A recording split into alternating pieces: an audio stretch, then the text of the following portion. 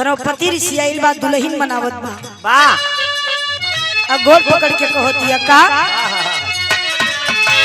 करवट फेरा रे पलम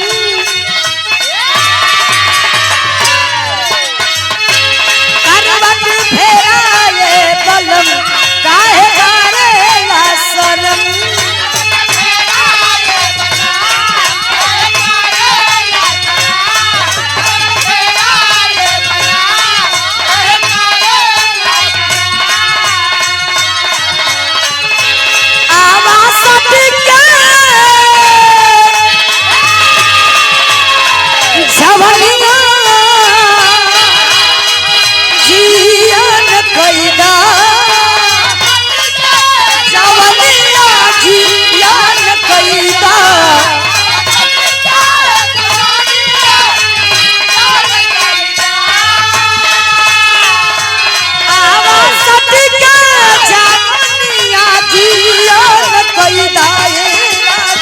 भलया कवारी में बिहान कोई राजा भलया कवारी में बिहान कोई राजा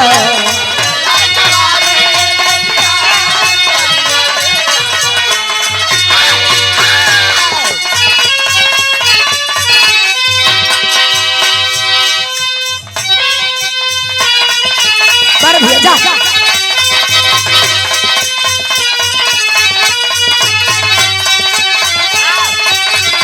क्या बात है जो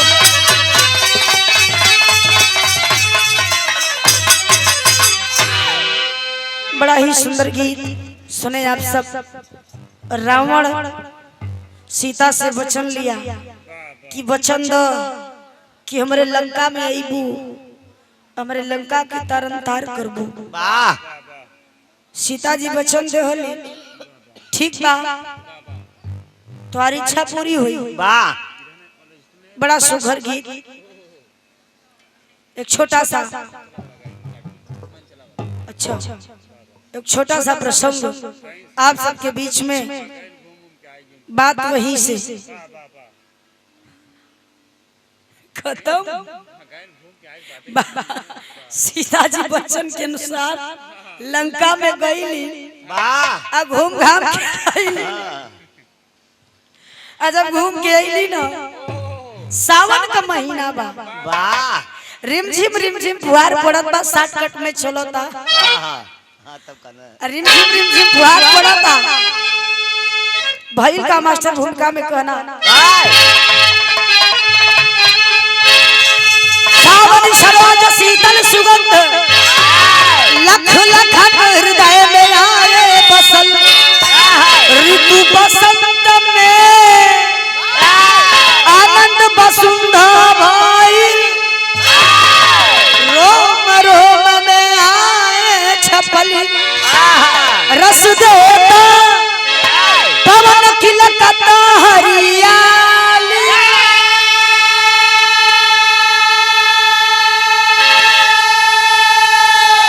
अरे झूम झूम के गाएगा जल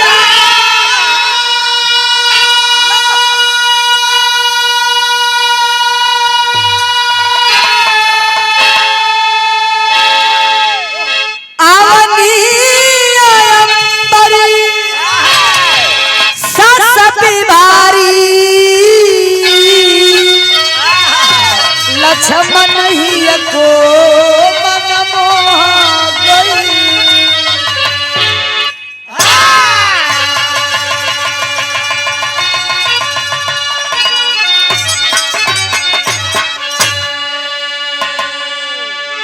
कोहरा से उंगली में चुनचुनाहट होता ए भैया लेकिन रिमझिम फुहार पड़ता वाह और लक्ष्मण जी सुतल रहलन।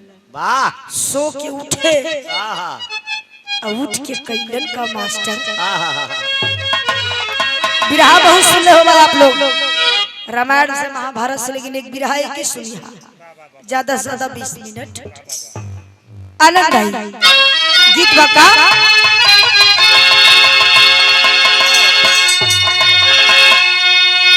कहना है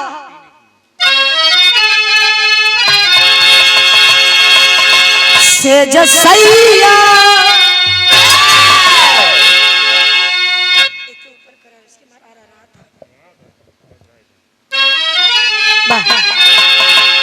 से जसैया पे हो के मगन लागी लक्ष्मण के दिल में लगन से जसैया पे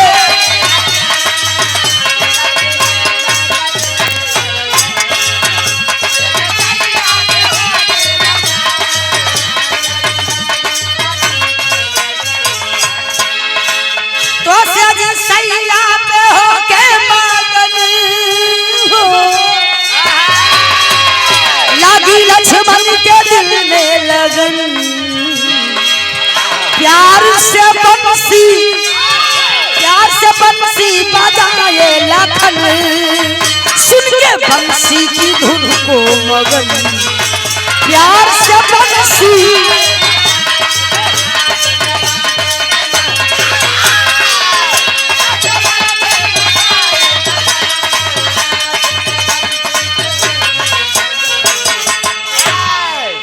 लक्ष्मण जी सोकर उठे अपने राजमहल के बाहर हुए देखे तो रिमझिम फुहार पड़त बा कुछ समझ में नहीं आई तो बांसुरी रखी हुई थी बांसुरी उठा लिए और अयोध्या में बजाना शुरू कर दिए। अरे वाह जब बांसुरिया बजावे लगला तो बांसुरी का आवाज कौनी कौनी कोने पहुंचल मास्टर नजम में कहना वाह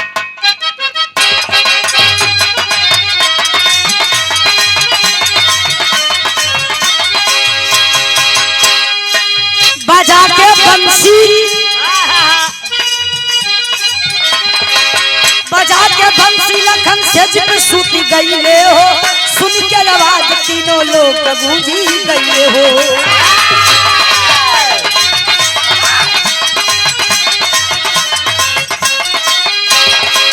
कहां से आवाज आई कौन बजाने वाला कहां से आवाज आई कौन बजाने वाला दिल को घायल किया है बंसी बजाने वाला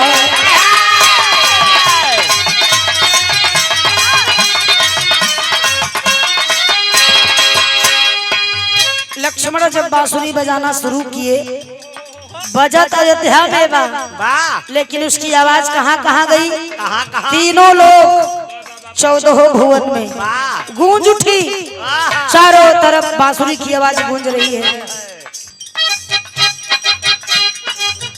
वही बांसुरी की आवाज गूंजते पहुंचल कहाँ इंद्र दरबार में इंद्र दरबार की मेनका रंभा उर्वशी से भी खूबसूरत अप्सरा जिसका नाम मंचला बताया गया मंचला के कान में बांसुरी की आवाज पहुंच गई मंचला रोक नहीं पाई अपने आप को और इंद्र दरबार में थिरकने लगी विचार करती है मैंने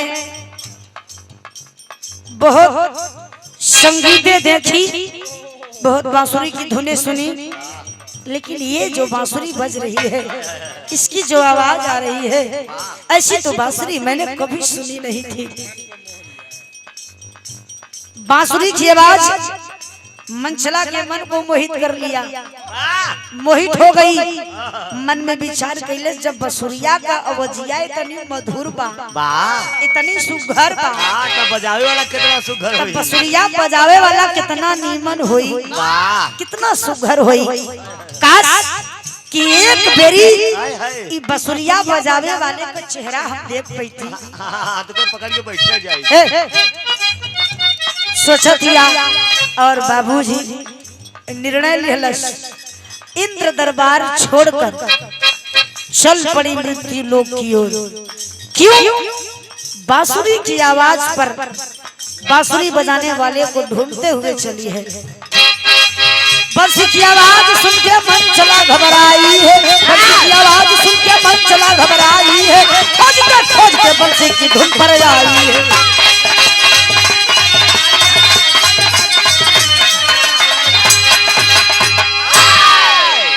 टेरी कलाई लगता भैया। अरे बोलो राम बसुरिया कवने देश में बजी। अगर हमारे इलाहाबाद के लय में गवात तो वो लग गवा। हमारे इलाहाबाद में टेरी ऐसे गवा ले, बाजी बाजी बासुरिया कवने देश में बजी।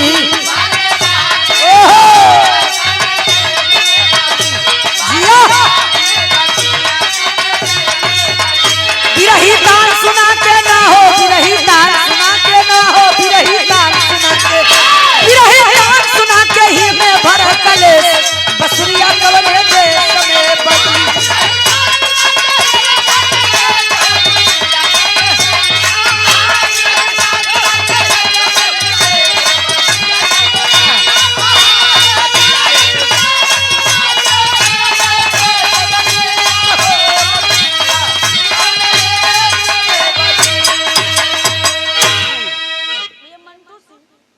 मंटू सिंह जी आपकी तरफ से 51 रुपए का पुरस्कार, बहुत बहुत स्वागत अभिनंदन है। धन्य हुआ कोहरा महाराज पराशर मुनि। ए भैया लेकिन अपने लाइन में आ जा। तन्नी बदे कुल नासे है बसुरिया कवने देश में बजी, बिरही तान सुना के ही में भरा कलेश। वाकई में लिखे वाले हमारे कवि का जवाब नहीं। अब मन चला चल पड़ी इंद्र दरबार से, इंद्रलोक से मृत्यु लोक में। लेकिन उसके चलने की चाल ढाल, उसके अंदाज को कवि जी ने छंद में दर्शा डाला। अच्छा तो ना भैया का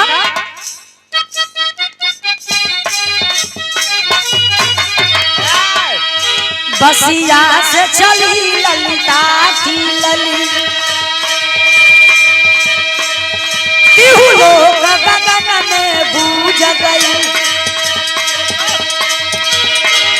लहरों से चली चीरती होली, सिर जंगलोई में बूझ गई, कैले को मलयन मोल फूल, बसवा लोकन से रूझ गई। परियो छली हियरा, परियो छली हियरा में हल्दी मन चला पहुँच के पूछ गई।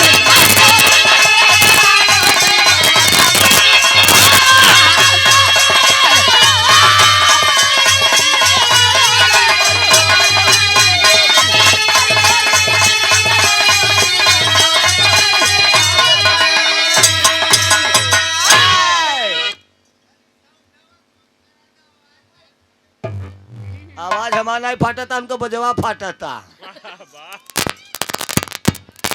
देखा था ये कोहिरवा से फाटा था।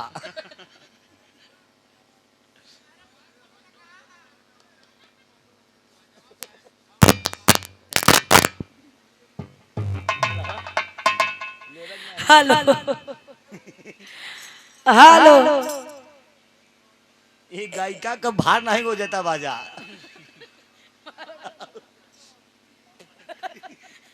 हेलो ए भैया, परियों की छली हियरा में हली, मनचला पहुँच के बूझ गई।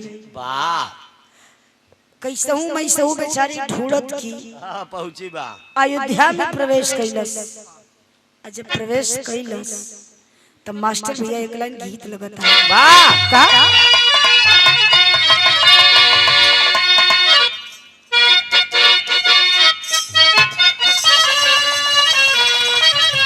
ओम प्रकाश गुरु जी बड़ा मठार के गावेले, गोरी गईली पियवा के देश। काहे बदे हो? एक चाहे निर्गुण मिला चाहे सगुण मिला, बड़ी खूबसूरत गीत बा। काहे बदे गई रही ओ गोरिया? अब तू जाना बारे भैया का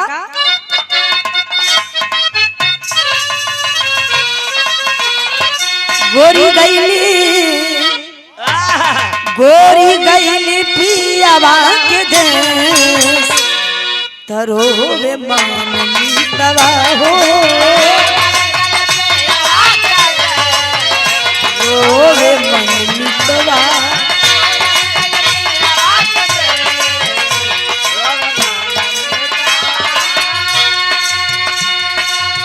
मन मीतवा हो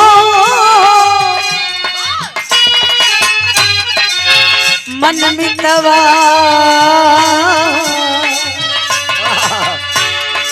मन मितवा मन मितवा मन मितवा अरे गोरी गईली पियावा के दे गोरी गईली पियावा के दे मन मितवा हो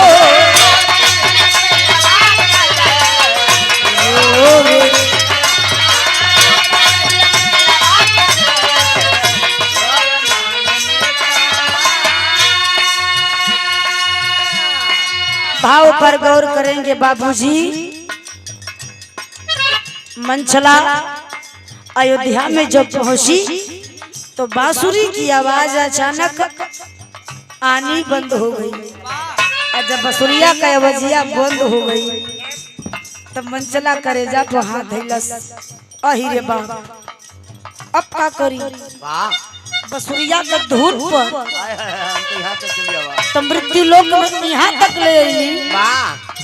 अब हम बजावे वाले की ढूंढब कैसे सोच में पड़ी गई। आय हाय मंचला के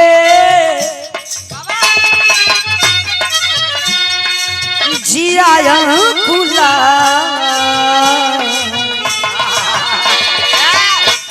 अरे मंचला के जिया खुला तकवन बसिया बजा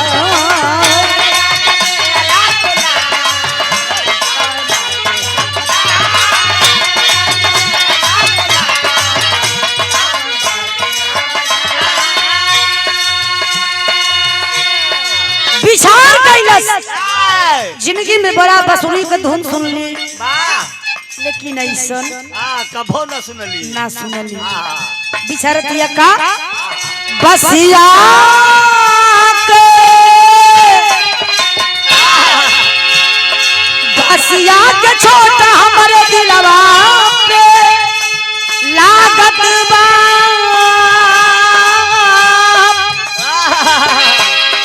बसिया के छोटा हमारे दिलवा पे लागत बा कवनी रे मोहिया बसुरिया बजावत बा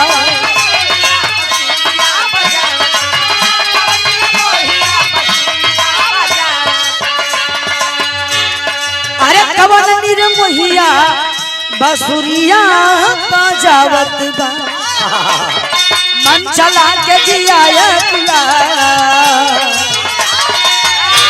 अरे मन चला के जिया खुला कवन बसिया बजा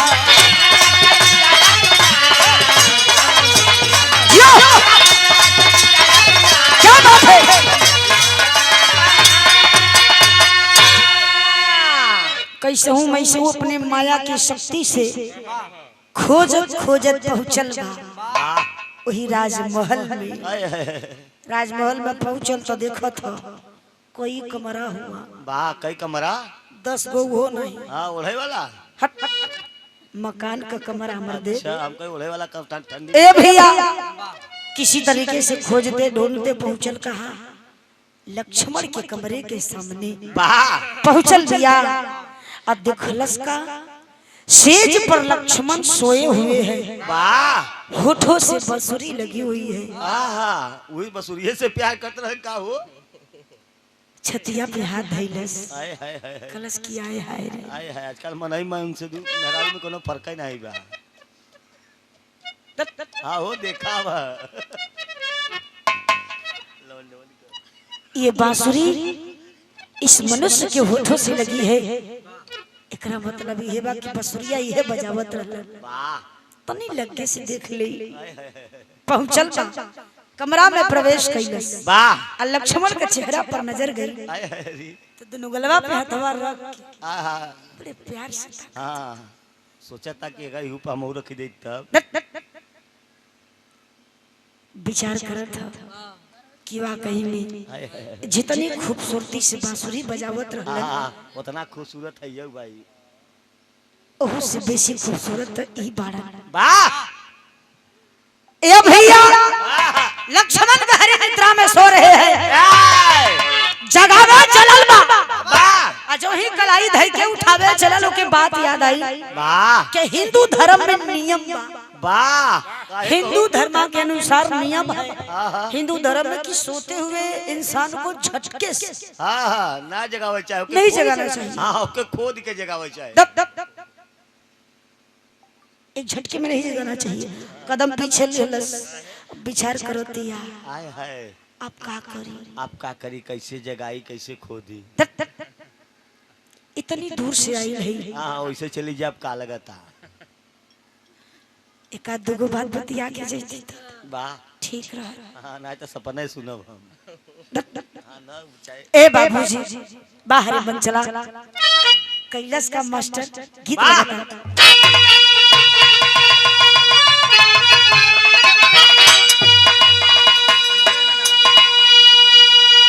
कनो प्रेमी को कनो प्रेमिका को प्रेमिका का प्रेमी पुलिस में भर्ती हो गई। वाह तब तो कह जवानी ना सोई गए भैया। वो काहे तू जाए वहाँ ड्यूटी करे यहाँ ड्यूटी के करे। के चिंता वाह। सनकी महाराज। वाह अरे वही बदे तो दुनिया इनकर नाम खुन्नी है घर मिर्जापुर है तो जैसे खूनी नाम हो खनकत रहल लेकिन खनकौ है वाले नहीं मिले। संजोग से उस सिपाही की ड्यूटी लगल कहाँ। वाह कहाँ। वही प्रेमिका के गाँव में प्रयागराज। गाँव में ड्यूटी लगल तो प्रेमी विचार कइलन अब वो नहीं अब बगलिए तो पानी काहे न जाके मुलाकात करली गयल है बेचारा। वाह। घर में केहू नहीं खे प्रेमिका है प्रेमिका के नजर पड़ल दौड़ के पानी दाना दिहलस। पानी दाना कैला जब शाम होकर तक लकी अब हम चलते सोई अब हम जाई तो प्रेमिका उठल बा उठ के झटके में करिहाया तो पकड़े बा उनका बंदूकिया धैलस कलश किए राजा जी। कौन बंदूक पकड़े। एक नलिया एक नलिया धैलस अधा के कह तो सुना ना सुनावा ना। ओई खनवा में तो सब दिन रहे के बा। मैं खनवा में के रही हूँ। हमार बतिया सुनाइए राजा जी। वाह। कलश का मास्टर कैसा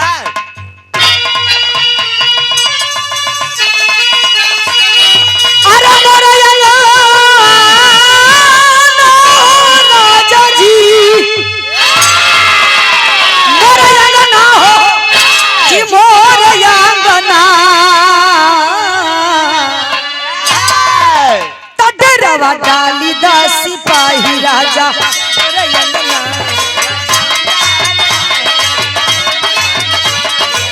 बारे भैया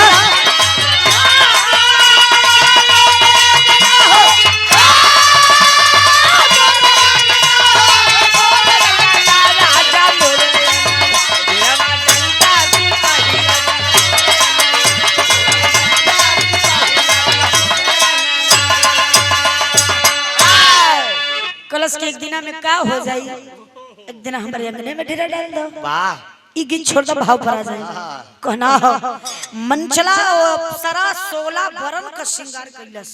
वाह। 16 श्रृंगार कैलस हाँ। आ 16 श्रृंगार कई के लक्ष्मण की बड़ी प्यार से जगावतिया। हाय हाय रे। कैसे जगावे भैया भैया बोली मनचला हो बोली मनचला हो कि बोली मनचला तनी तनी जागा हो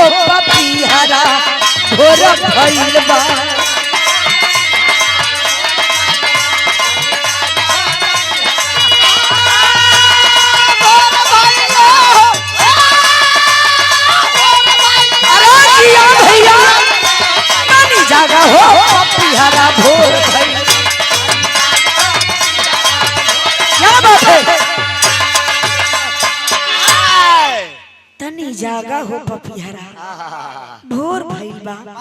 अब त जागा। अब तो जागा सवेर हो तब हुआ। हे बसवा के बसिया होठवा से चूमे रतिया के निदिया अखिया में झूमे।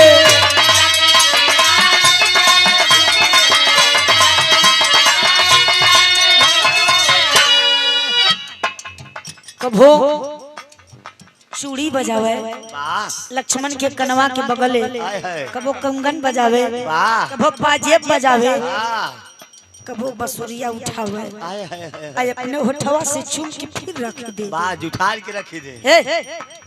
कैसे? बोली मंचला हो, अरे बोली मंचला आई हो, बोली मंचला खुशियां छाए बा चेहरा पर भोर भइल बा।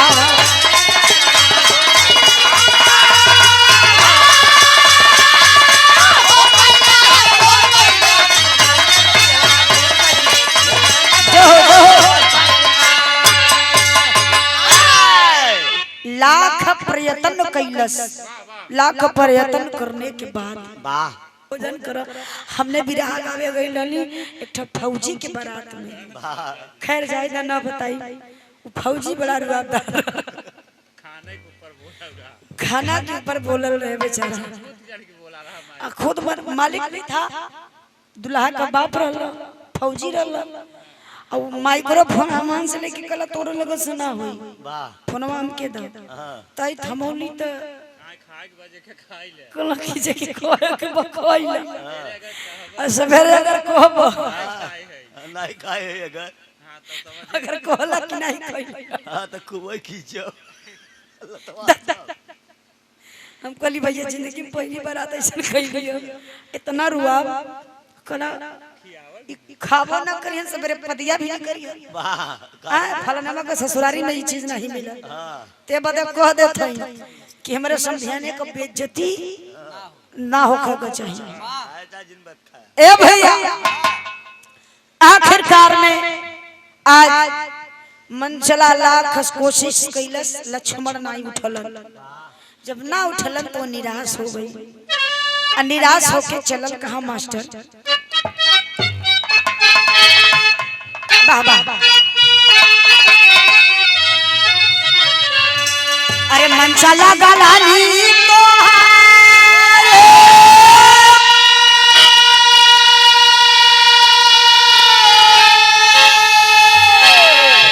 तमन के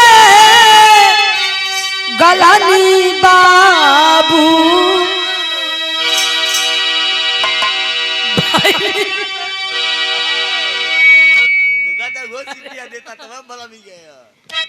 भाई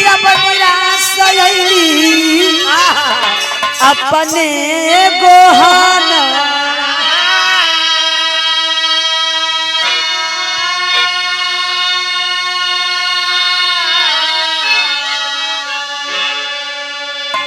सूरज की ज्योतिया धरतिया पर बिखर लागल।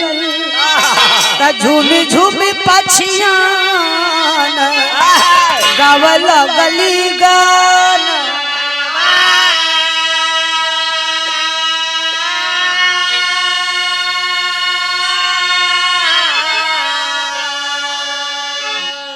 लड़का का मामा, मामा में डबल माँ, माँ धनमा माँ मामा के लगे बहने बदे डबल प्यार रहेला। माई का औरी मौसी का। हाँ काहे ना मामा में आधा होते ना। अच्छा 100 रुपया पुरस्कार सम्मान। अच्छा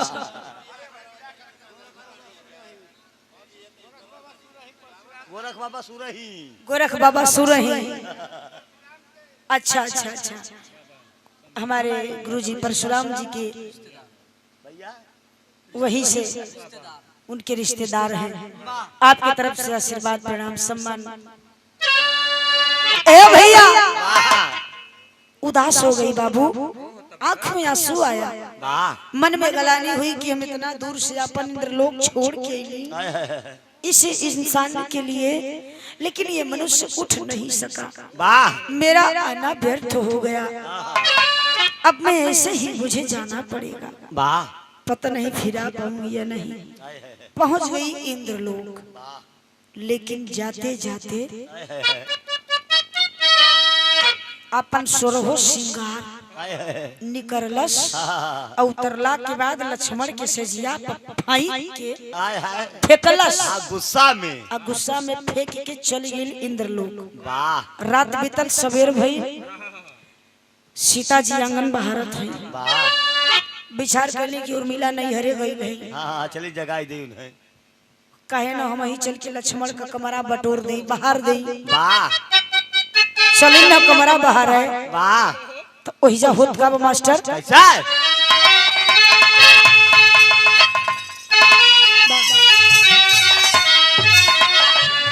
हियरा धड़की गईले लाखन के देखी सीता, अरे डरे नहीं डरी बाबू, विधि के विधान।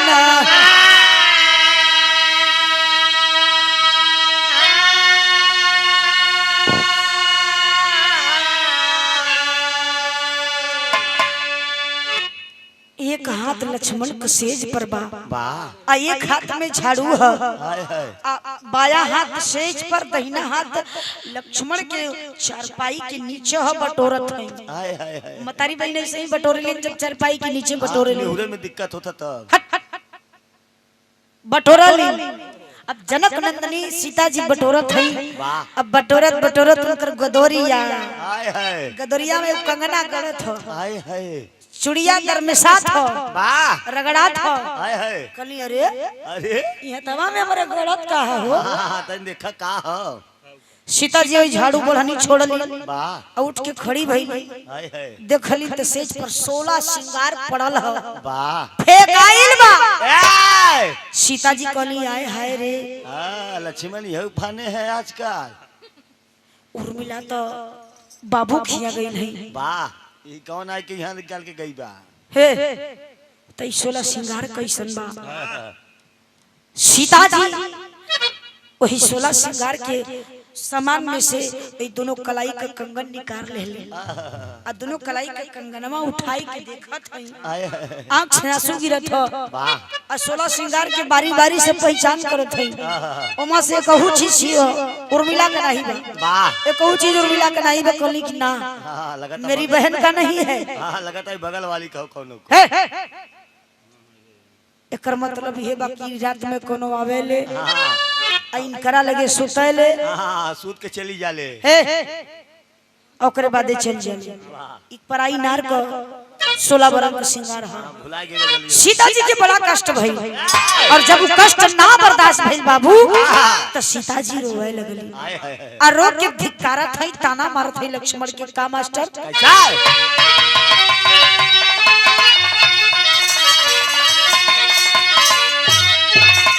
तर्जु है बा वाह अजय का दसिया,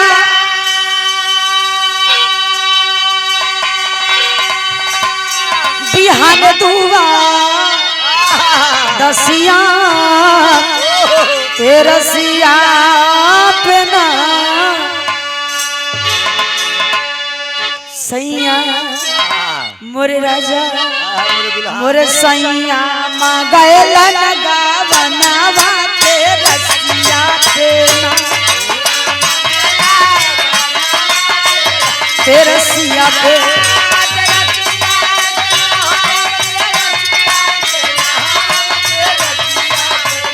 सैया माँ लगा।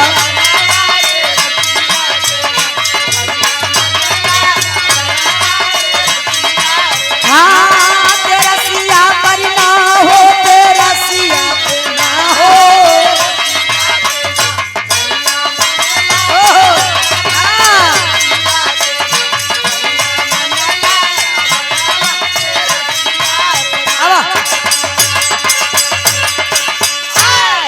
सीता जी रोवत है, कहली का आय हाय हाय लखी के से जरिया पर हाथे कोए कंगनवा हारमोनिया काम करो यह सीटिया देता नहीं उम्र मत कर तू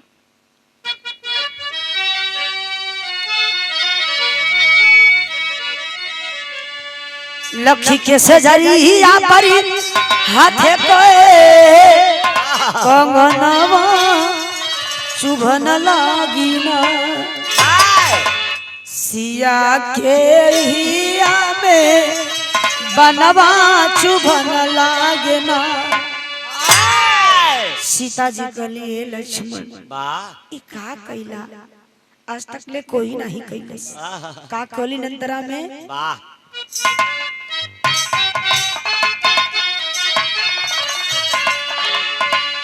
धर्म के नमावा तू जग से कटवाला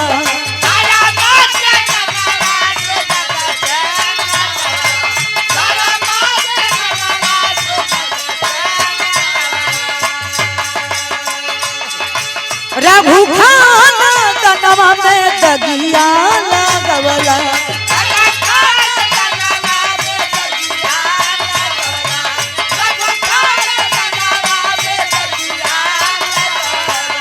सूरज नारे सके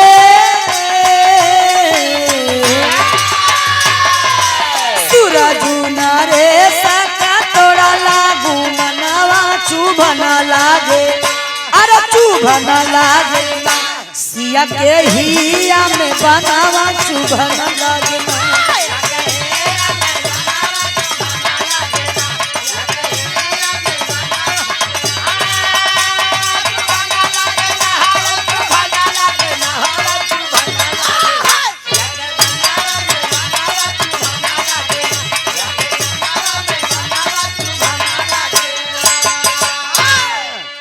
सीता कहली हमार स्वामी हमार सैया हमरे रघुवर कहलन कि लक्ष्मण के जैसन कोई दुनिया में है ये नहीं बा वाह आज हम उनकर खबर ले भौजाई के माई कहत रहे आज खबर ले बड़ा लक्ष्मण का बड़ा ही करत रहले दोनों हाथे को कंगन धीरे से लिहलिन और लेके पहुंचली भगवान राम के पास में वाह भगवान राम बैठल हुआ अब भगवान राम के गोदिया में दोनों कंगनवा फेंक दिहली अकली हैला हैला अपने भाई कर्तव्य देखा ला देखा बड़का बड़ाई करत रहला कनी कनी बोला ही रात भेज दई हमार लक्ष्मण ऐसन हुआ हमार लक्ष्मण ऐसन हुआ लक्ष्मण जैसन कोई नहीं हां पता है कहिया का होता है नहीं विश्वास अगर दोनों कड़ा से विश्वास ना हो वाह तो लक्ष्मण के कमरा में चलल जाओ कोई नथुनी झब्बा पड़ा बा सारा प्रमाण हो जाता चला देखा हमार बहन जब नैहरे में बा तई 16 सिंगार कपड़ा तो हमें कचारे पड़ता पड़ता बा डर के तुम्हारा बहन नैहर में हो वाह के का सीता हम गए तो हार कहते नैहर में बड़ी तो 16 सिंगार लक्ष्मण के सिर पे का करत बा वाह भगवान राम बढ़िया से सांस लेला हाय हाय सीते वाह मान जाओ कोई आया होगा मान जाओ सीते मुझे तब भी यकीन था हाय हाय अब भी यकीन है वाह मेरा यकीन कभी नहीं डगमगा सकता धरती धरती धर हो जाए मेरा भाई कोरे कागज की तरह उसका दिल साफ था साफ है रहेगा हाँ एक भी उस पे कलम नहीं चलेगी कोरे कागज पे यार मान जाओ सीता सीता का देखो स्वामी हमार भगवान हाँ ठीक बा हमार पति है ठीक बा लेकिन ना मानब सच्चाई जवन बात बा हां तब ना देरी तक सोते न हो काहे हम ना मानो मास्टर पहपट का लाइन बहु जिया सिर पैठा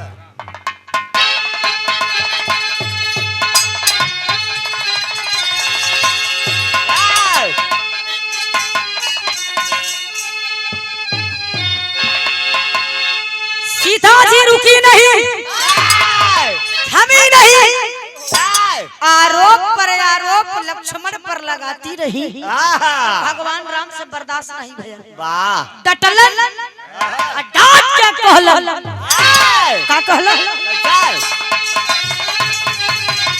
बोले भगवान सीता के समनवा मनवा शंका में,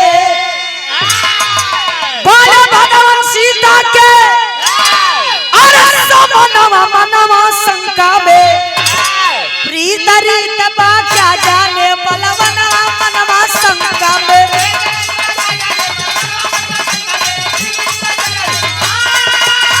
वाह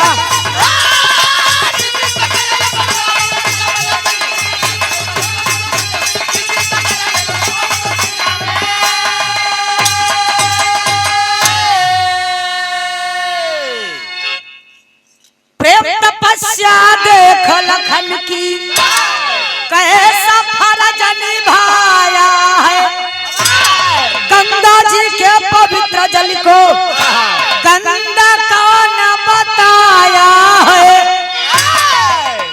सुन के सीता दलित ठहरिए स्वामी, माँ गंगा की बराबरी लक्ष्मण के चरित्र से मत करिए। गंगा और है, लक्ष्मण कुछ और है। मैंने देखा है और आपके सामने प्रमाण है। राम डटलन, खबरदार, पत्नी है ठीक है, मैं कुछ भी बर्दाश्त करता हूँ, पर लक्ष्मण के चरित्र पर दाग मत लगा, उंगली नहीं बर्दाश्त कर सकता। सुन के रघुबर के उठल तूफानमा मनवा शंका में, बहुत समझाया ना मानी कहना मनवा शंका में।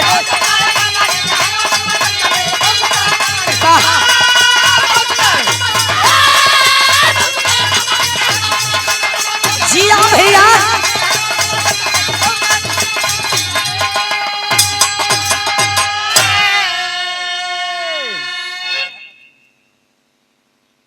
राम डांट कर फिर भी सीता को समझाते हैं, पर माई जानकी ना मनने, जीत पर अड़ी रह गई कि हम ना मानो ना। मेहरगुन जिद्दी आली ना, अबरी जिद्दी आई। हाँ एक बार जिद्दी आते तो 10 दिन बोलती नहीं उन्हें, 3-4 फीट तो खाने देती गड़ा उठवा से हो। सीता जी नहीं मानती है, राम कला झंझट करे में फायदा ना है।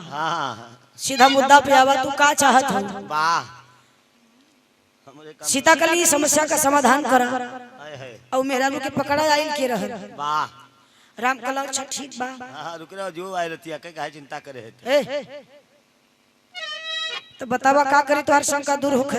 आ दुनिया में हर चीज का इलाज बा, पर एक चीज शंका की दवाई नहीं ला इलाज बा। शंका, शंका का कोनो दवाई नहीं बा ना।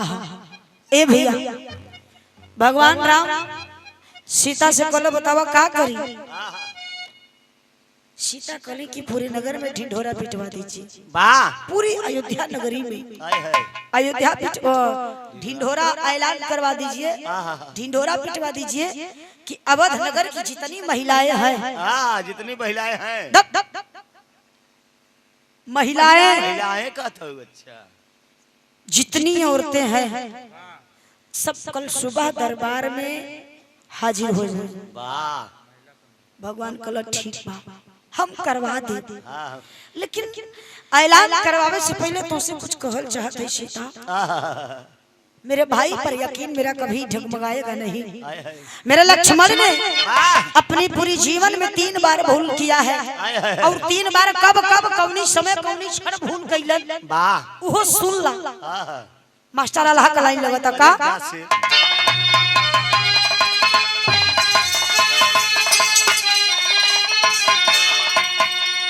अरे एक भूल दाता पंचा,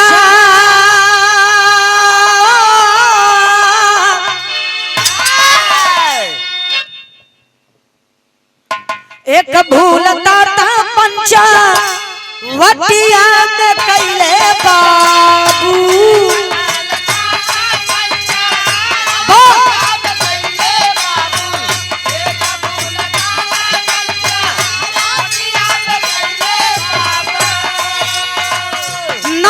सुपन खाके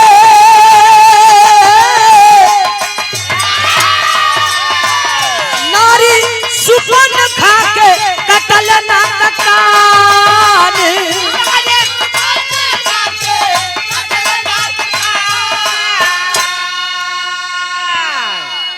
एक भूल कुटिया पर छोड़ जानकी के भैया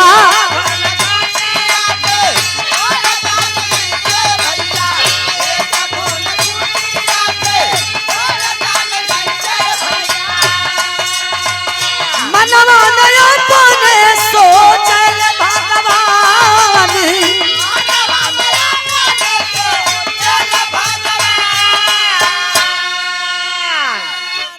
सीता पहली भूल लक्ष्मण ने पंचवटी में किया, मेरी आज्ञा का पालन नहीं किया और सुप्रखा का नाक कान काट लिया। और दूसरी भूल तुम्हें कुटिया पर अकेले छोड़कर वो मेरे पीछे चला गया, तुम्हें श्रावण हर ले गया। दूसरी भूल और तीसरी भूल हमारे छोटका बीरन से कब भइल सीता सुना।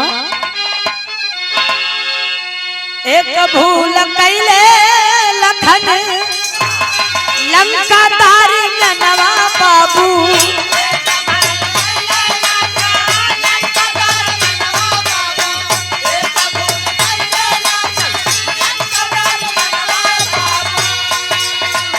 जन्म पर हेलो जारी लाया हनुमान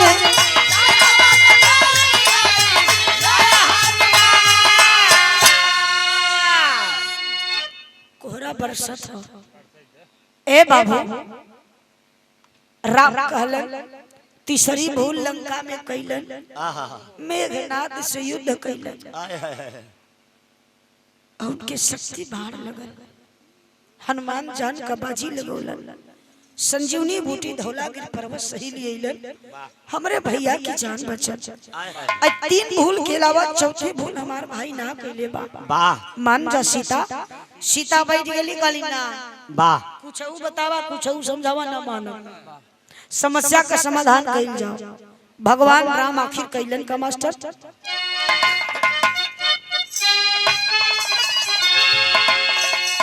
कवन कवन बतिया हम तो आगे बताई बाबू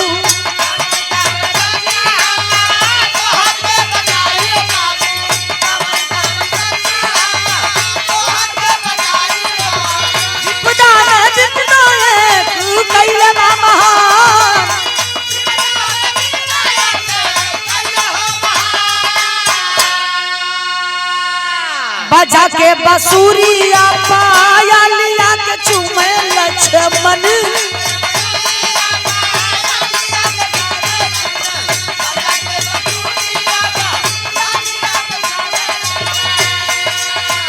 दकिया लगाया दिए रघु खानदान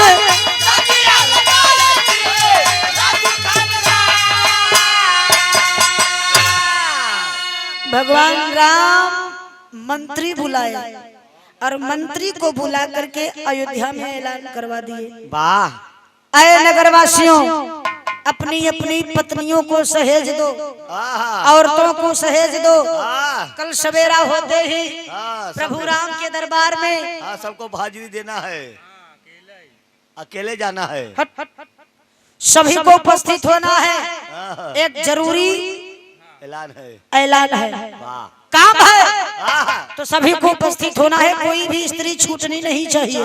लेकिन मन से धुल आए कि मत आओ जाओ कल ले आओ भैया हो रात भीतर सवेरा सुबह हुआ दरबार लगा। राम सीता बगले बैठला, ऋषि महर्षि अलग बैठला, कैकेयी सुमित्रा कौशल्या अलग बैठली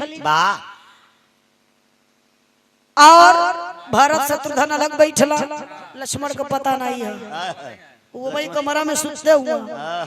ए भाई अब जब मेहरारू से दरबार भरल, जितना मेहरारू दरबार के भीतर है अब उतना मेहरारू बहरे बहरे तो सीता का और भगवान राम का हाय हाय राम का बहिन हाय हाय रहलिन के रहलिन हमका जानी संता। अच्छा सीता बोलवली देखा राशि फल एक बा वाह सीता संता।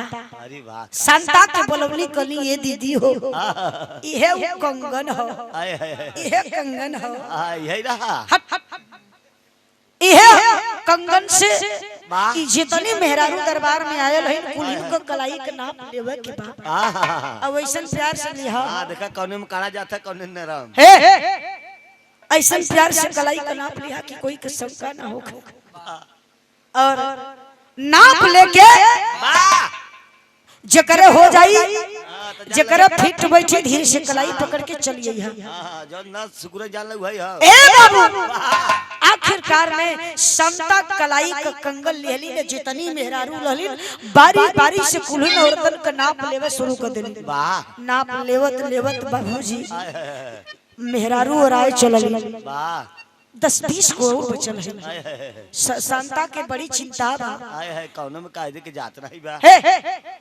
ई कुल्हिन मेहरारून का नाप लेली केहू के कलाई में ठीक ना बैठत बा वाह आखिरी कंगन हो के कर हाय हाय नाप लेते लेते दुई मेहरारू बचल है वाह मास्टर खड़ी के लाइन में कहना है खाली दो मेहरारी बची है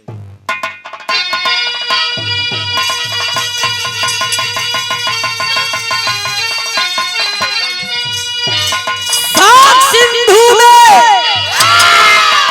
डूबल खनन जनपतिया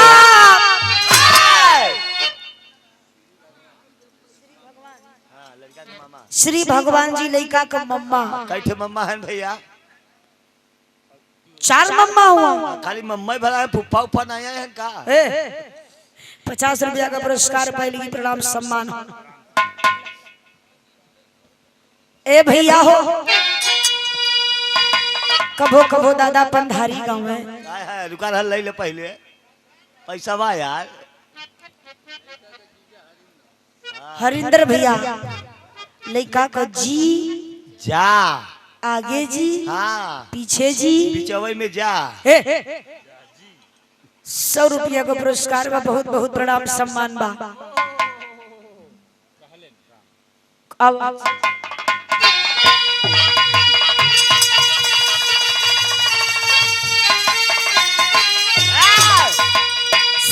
सिंधु में डूबा है लखन न जाने बतिया बिना हो राम नाम के गावल जरावा छतिया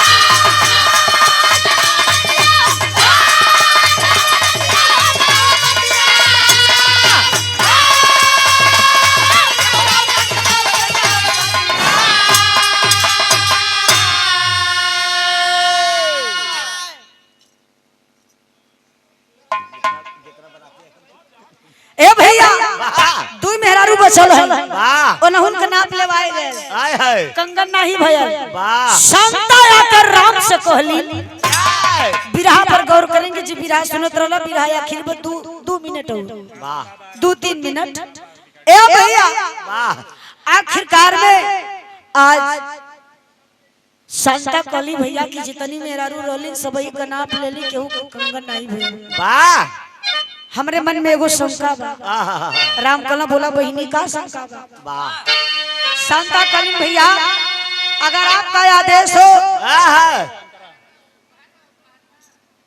दुख दैया देशवा के भैया लेला भाभी कहना तो दिल के शंका मिट जाई हो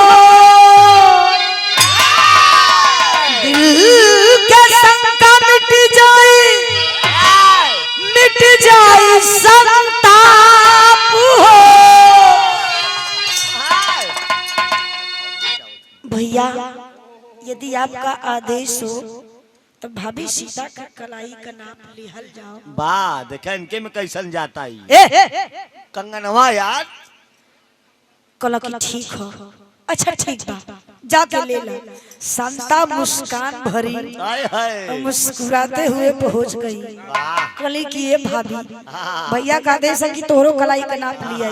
तोरे में डाली देखी जाता नहीं रे भौजी। सीता बड़े हाली से कलैया बढ़ौली।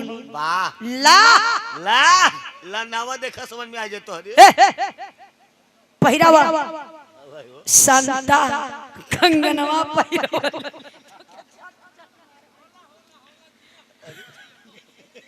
बुढ़वा का आदमी ए गावे दो 1 मिनट। गाइल भैया 1 मिनट में खत्म करे बा। ए भैया सीता मन में विश्वास बा हमार ह जवन हमरे होई। वाह दंड से कलाई आगे कली शांता कलैया धोई के हाय हाय अलग अलग पहिरावे। आ कंगन वो बड़ा गद्दार रहल। दुनिया को मेहरारू होइली हाय हाय केहू को कलाई में नहीं भैया। वाह आ जब सीता को कलाई पइलस हां तो गप पसो लिया गया। तो जाके एकदम चिपक गयल कलाई में। हाय हाय और जब कलाई में फिट बैठल तो शांता तिरछी नजर घुमौली। हां ए भैया हां ए भैया हां ई भौजी का हुआ और देखो तब भैया हाय अरे कर में कंगन सोहा जैसे ना के कनथिया बिना हो राम नाम के गावल छाती।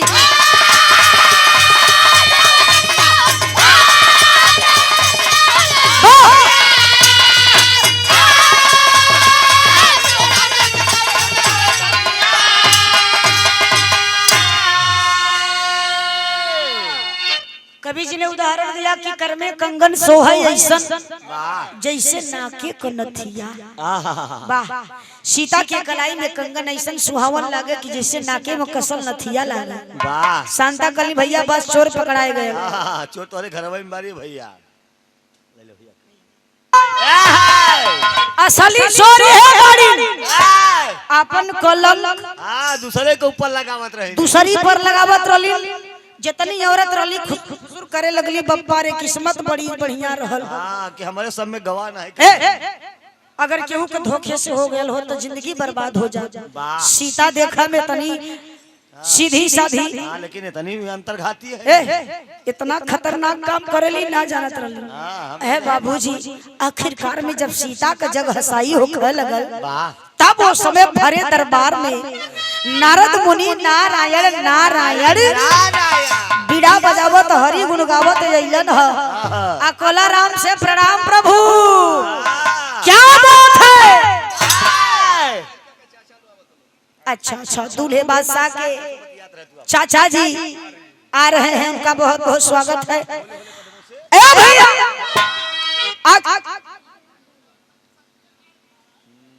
नारद जी आई गए। नारद जी अइलन। नारद जी कहला कि का बात बा राम कला करी जनी है तो पूरा देश में गवई है। कहला कोनो बात नहीं बा। सीता मुड़ी झुकवले हुई कला माई पलगी का बात है माई। सीता कहली कुछो नहीं है। हां कुछो ना त माई फंस गई भाई। तबले एकठा मेहरारू से बर्दाश्त नहीं भाई नारद से सारी बात बता देलस। वाह त जहदे नारद कुछ ना पावई हड्डी फेंक दुई कुकुर लड़ावे। हड्डी फेंक दुई कुकुर लड़ावई। नारद जी के खबर भाई। नारद जी कला ना में जनक नंदनी का दोष बा ना राम का दोष बा ना लक्ष्मण का दोष बा। वाह ओही बाबू निकलल एकठा फूल। हाय हाय अब फूलवा में से निकलल के पैसा कहना आखिर में सीता जी नारद का मोह देखली न सीता के आँखी में आंसू आई गई। वाह सीता का मन का बात नारद पढ़ ले। नारद कलम आई चिंता मत करा तो हर बदनामी ना हो दे। नारद भगवान एक फूल निकाले। अरे वाह दूल्हे का सेहरा ए भैया सुहाना समाजवादी हो होई। ये लाइन के बाद एक लाइन में का होत बा। अरे दूल्हे का सेहरा सुहाना लगता है दुल्हन का तो दिल दीवाना लगता है। दूल्हे का सेहरा सुहाना लगता है। अरे दुल्हन का तो दिल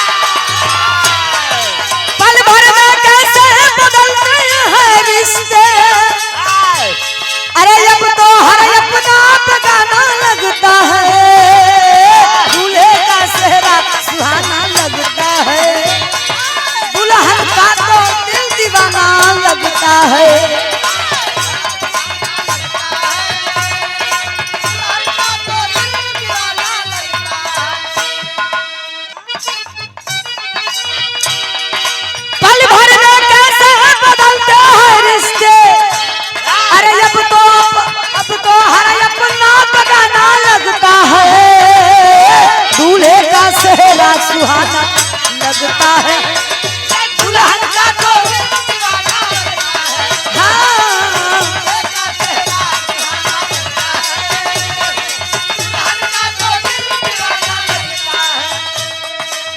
ए भैया एक लाइन समाजवादी काट दा, एक लाइन समाजवादी भी खत्म करे जल्दी से।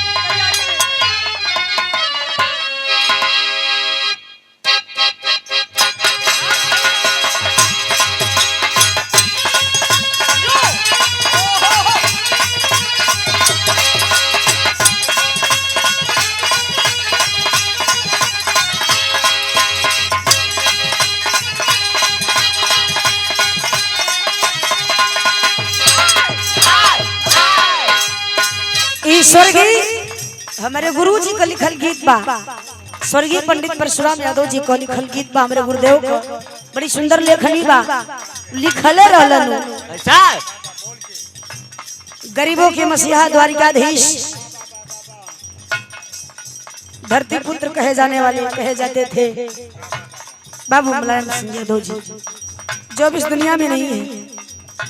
और जो विकास उन्होंने जनता को दिया, उत्तर प्रदेश को दिया, किसी ने नहीं दिया। पूरी एशिया में इतनी कम उम्र में मुख्यमंत्री दिया उन्होंने, माननीय श्री अखिलेश यादव जी को। हम लोगों ने उन्हें मुख्यमंत्री के रूप में पाया और छोटी सी उम्र में उन्होंने तमाम बहुत सारे विकास किए, जितने गिनाएंगे उतने कम है। लेकिन हमारे गुरु जी का लाइन ढोल का मास्टर, सर्व समाज के खातिर जिसने हरदम किया जहां,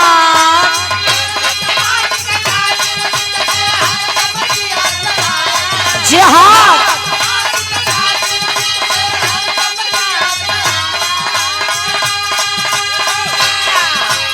सर्व माने पूरे समाज के लिए, सर्व माने सारे समाज के लिए। जिहाद का मतलब संघर्ष, बलिदान, मजलूमों गरीबों का मददगार भी होता है। सर्व समाज के खातिर जिसने हरदम किया जिहाद,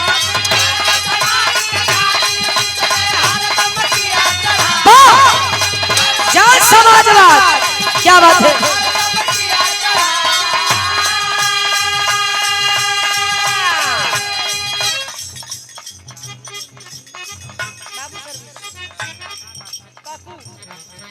काकू सर्विस साउंड आपकी तरफ से 100 रुपए का पुरस्कार, बहुत बहुत स्वागत। यूं ही आपका साउंड बजता रहे। सर्व समाज के खातिर जिसने हरदम किया जिहाद,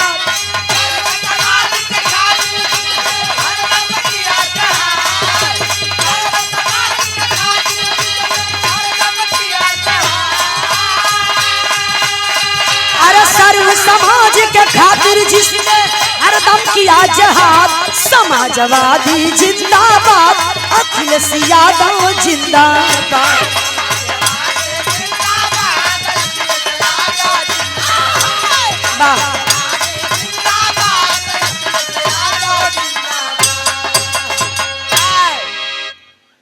वाकई में अखिलेश भैया कहना ही कैलन।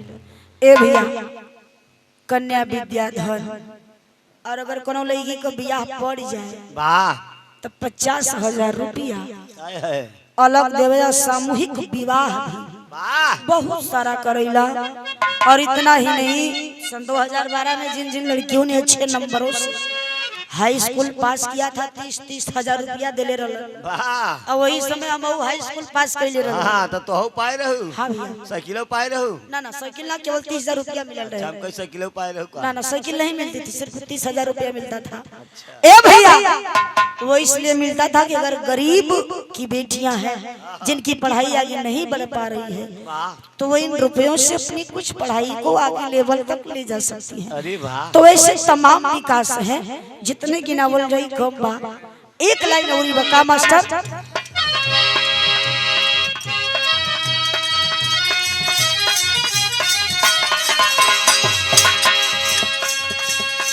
हर वर्ग की बेटी को जो कन्या विद्याधन दिलवाया, सर्व जाति के लोगों के चेहरे पर था मुस्कान दिखाया दिखाया।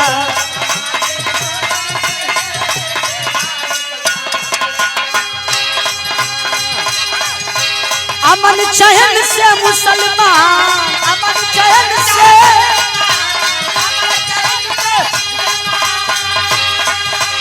अमन चैन से मुसलमान देखेंगे ईद का चाँद।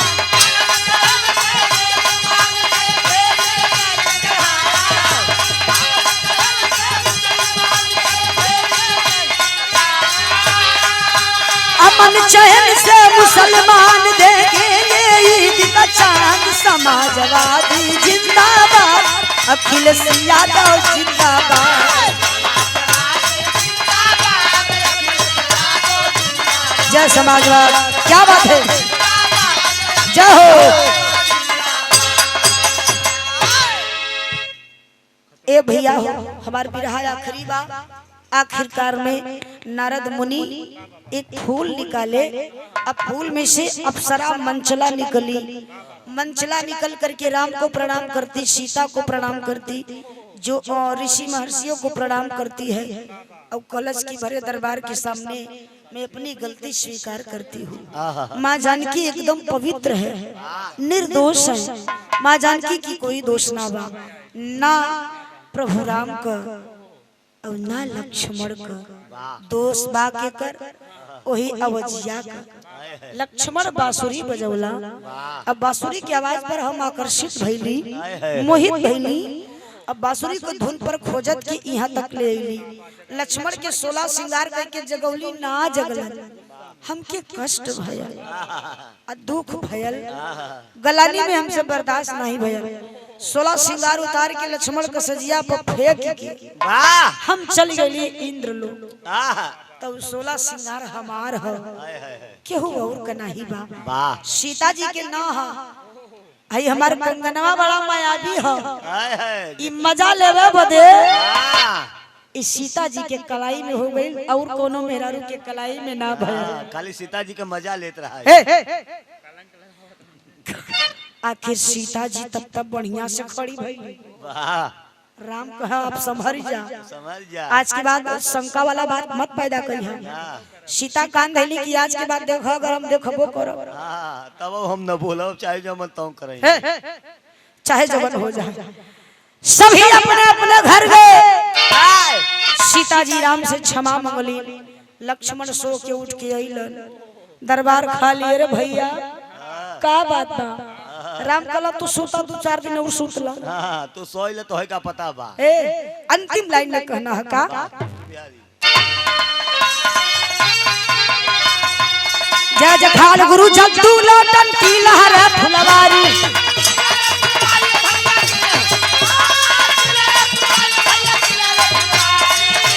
कथन करे कभी गंगा सागर ओपी की बलिहारी।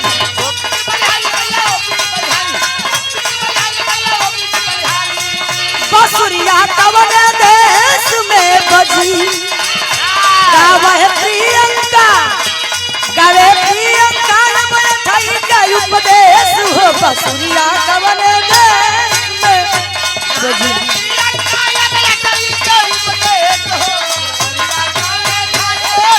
वाह